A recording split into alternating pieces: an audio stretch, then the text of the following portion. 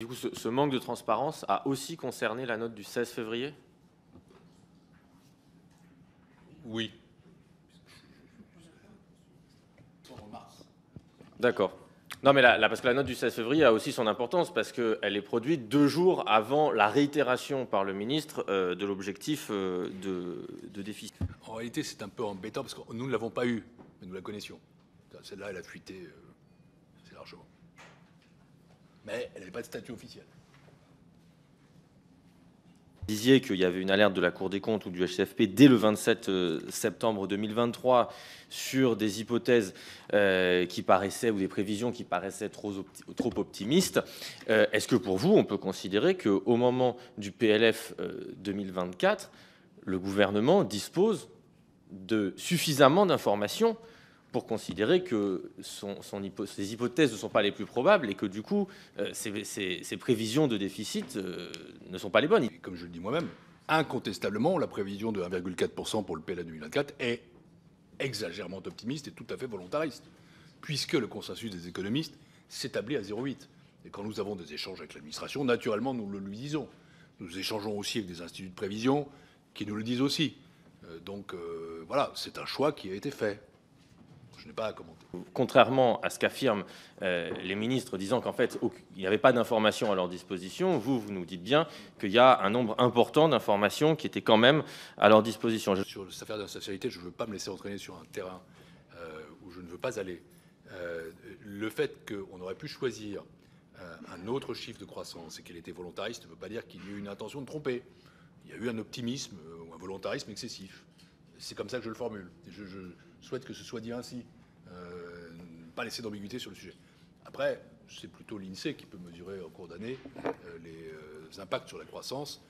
Et on le voit à travers la série des taux de croissance trimestriels qui sont publiés ensuite.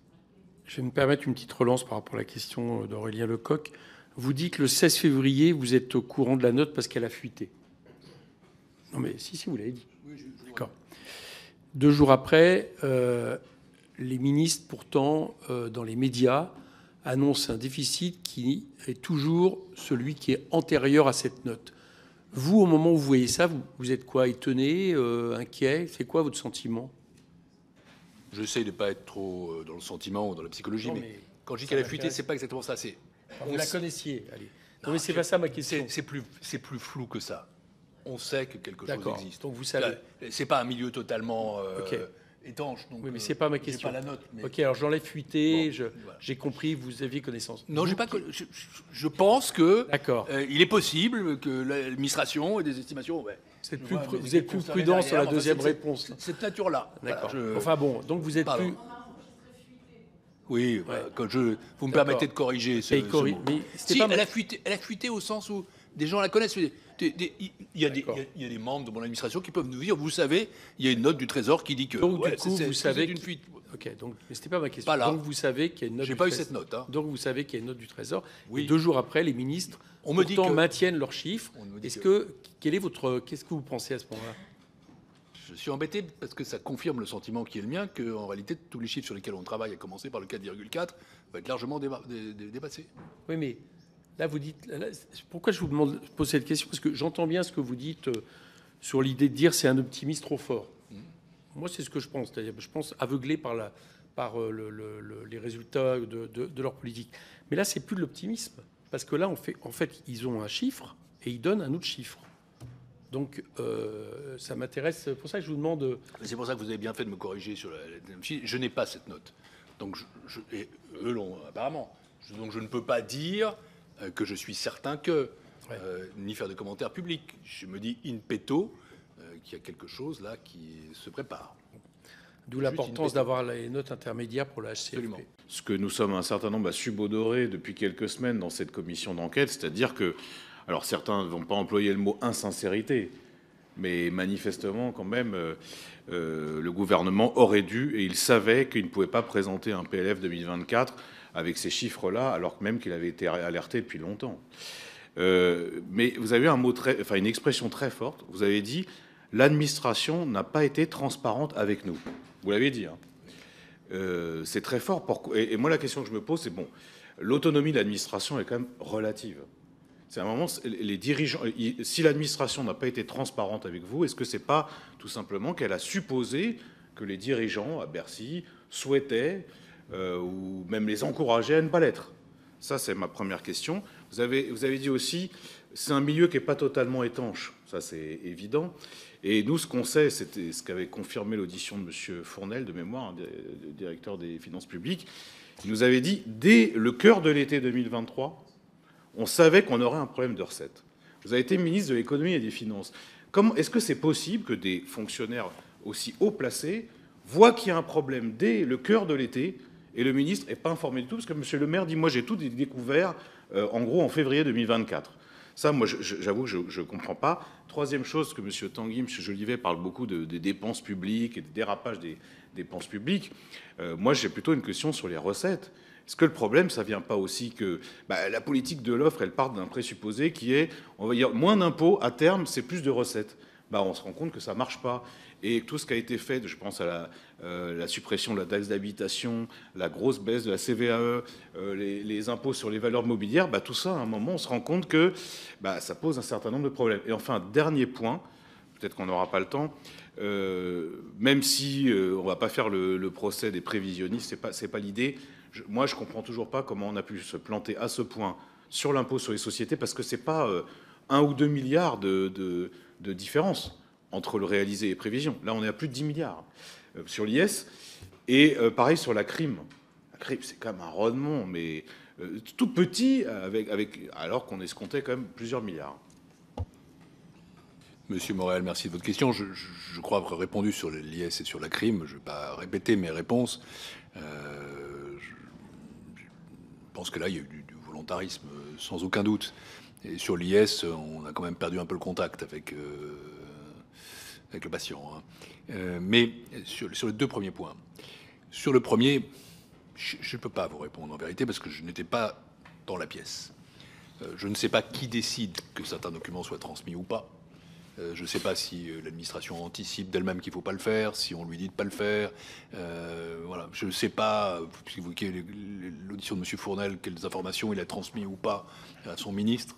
Je ne sais pas si celui-ci les a reçues ou pas. Ça, c'est procède d'audition que vous avez faite ou que vous allez faire, et de votre appréciation des réponses qu'on vous a faites en sincérité et sous serment.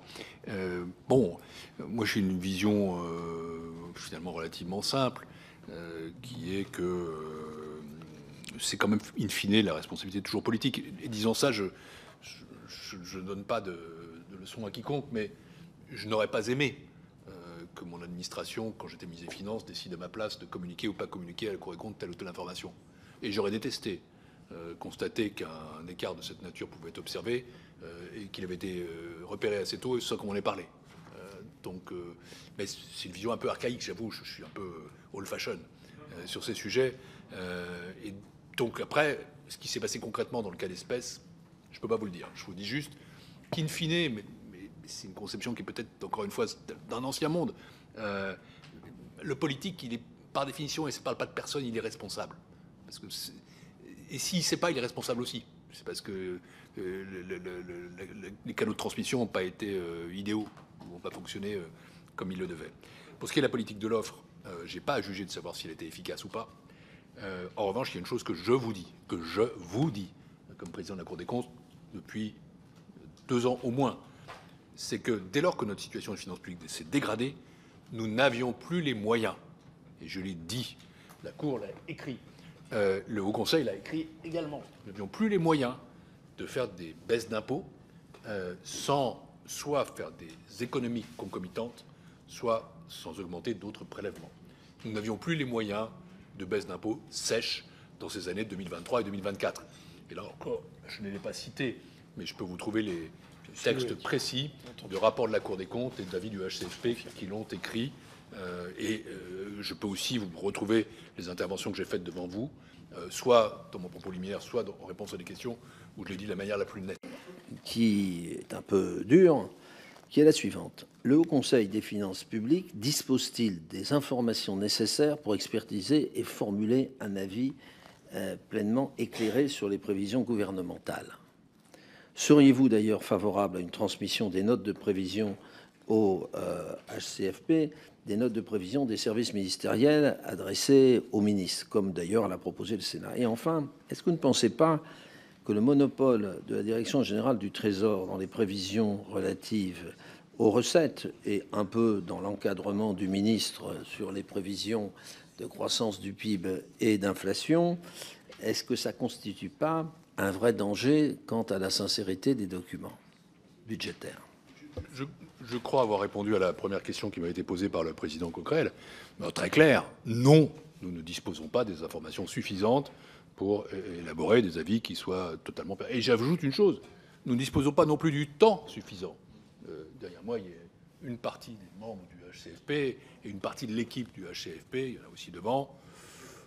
C'est très très dur pendant un petit moment. Si on demande de faire... Nos avis, je crois, sont de bonne qualité, j'espère que vous les appréciez.